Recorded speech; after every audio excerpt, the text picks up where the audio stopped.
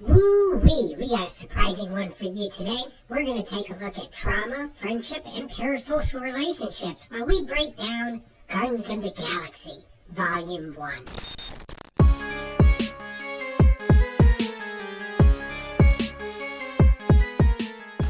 Guardians of the Galaxy, overachieving stepchild of the Marvel Universe, and proud father of the enduring genre known as milk every obscure piece of intellectual property for franchise potential even if it kills us, which, as we all know, it did. The film follows an Earthling named Peter Quill who is too busy jamming out to Spotify Preem to notice his mother is dead. Another thing he doesn't notice is the ship full of space pirates that comes to abduct him for no apparent reason. Smash cut to 106 years later, and Quill is something of a space pirate himself, stealing paperweights and whatnot.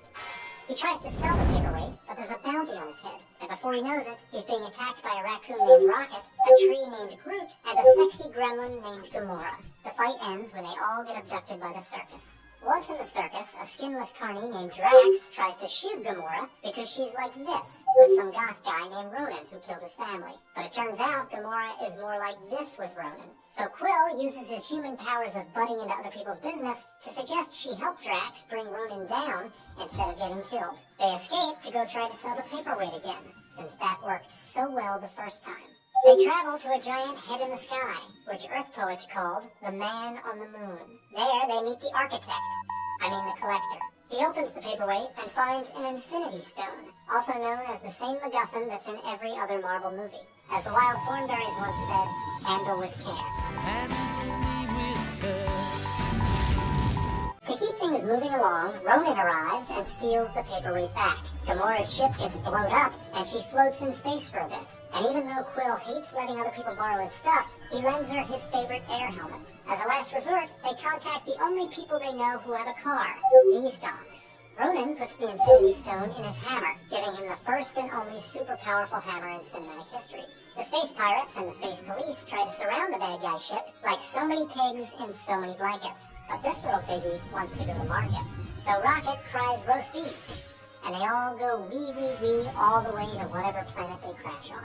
Groot keeps everyone safe inside a wicker basket, but gets destroyed by his increasingly complicated identity issues. We are Groot. Quill teaches Ronan how to nay-nay, then takes the Infinity Stone as his instructor fee. And in a stunning twist, it doesn't destroy him because of the power of hand-holding. The Space Police give all the main characters a full pardon. Thank you. And Groot reincarnates himself as an inflatable dancing man for a used car lot. Guardians of the Galaxy is a film permeated by tragedy. And I'm not just talking about plot holes. Nearly all of the film's main characters have experienced horrible misfortune. Quill's mother dies of disease, Drax's family was murdered by Ronan, Gamora's parents were killed by Thanos, and Rocket is plagued by a special kind of existential angst known as Frankenstein's disease. I didn't ask to get made. I didn't ask to be torn apart and put back together over and over and turned into some little monster. Ronan, too, is pushed to radical zealotry after witnessing his entire race near extinction, just as the Galapagos tortoise was before him. Yet, despite the film's grim reality, Guardians of the Galaxy maintains a cheerful tone by way of its soundtrack, an assortment of 1970s and 80s songs primarily from Earth. These classic jams transform a spooky cave into a nightclub, and an inhumane torture scene into a nightclub.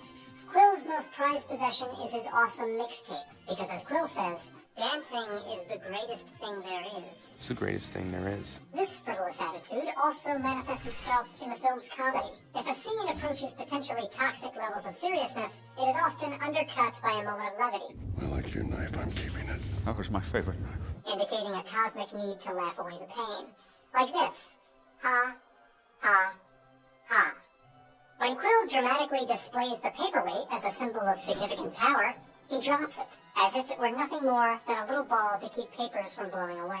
Later, when the Guardians share a poignant realization of their impending self-sacrifice, I will be grateful to die among my friends. Rocket comments on the fact that they're all standing up, something only jackasses do. Bunch of jackasses standing in a circle. But if a flippant attitude is the film's attempt to deflect tragedy, friendship is its long-term solution. It's pleasing to once again have friends. The Space Police are able to become more than the sum of their parts by linking up. evoking Kinects, an Earth Children's game played amongst friends. And our heroes use a similar tactic to endure pain, break the cycle of violence, and by their powers combined, summon Captain Janet. You see, when it comes to confronting the horrors of a bleak and violent universe, there are two options. You can either let it consume you and seek vengeance, or you can laugh it off with friends. Me? I choose the former. Every time. Well, that should wrap that one up. Definitely let me know if you want me to do Guardians of the Galaxy Volume 2. That would be an interesting one as well. And don't forget, I'm Blink, your comic book community AI host. And thank you for watching.